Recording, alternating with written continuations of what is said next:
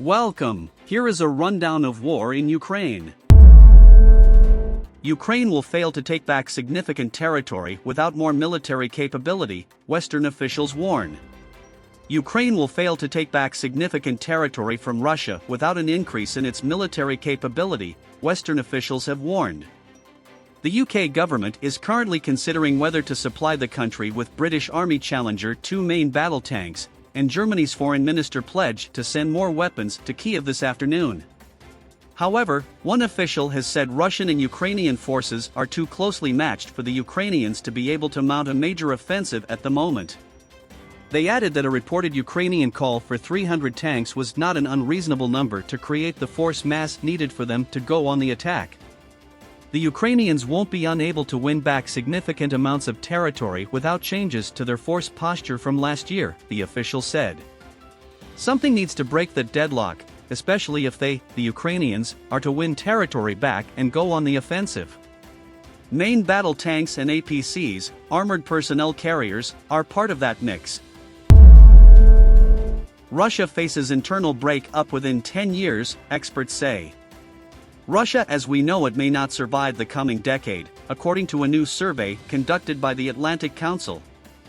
A poll of 167 experts, who shared their insights on what geopolitics, social and political movements and other domains could look like in 10 years' time, have told the think tank that Russia is at risk of not surviving in the state it currently is. The survey found 40% of experts predicted Russia would break up internally by 2033 because of revolution, civil war, political disintegration, or some other reason. Meanwhile, 46% of respondents expected Russia to either become a failed state in a decade or break up by 2033.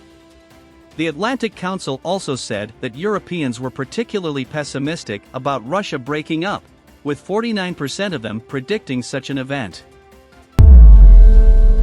And Germany promises weapons to Ukraine during minister's surprise trip. Germany has promised to provide more weapons to Ukraine and help the nation join the European Union during a surprise visit by its foreign minister. Annalena Baerbock arrived in the heavily bombarded eastern Ukrainian city of Kyiv today, where she met her counterpart Dmytro Kuleba. This city is a symbol of the absolute insanity of the Russian war of aggression in Ukraine and of the endless suffering that people, especially here in the east of the country, are confronted with every day, Ms. Baerbock said. Last week, Germany promised to send Marder fighting vehicles to the war-battered country as part of increased military support.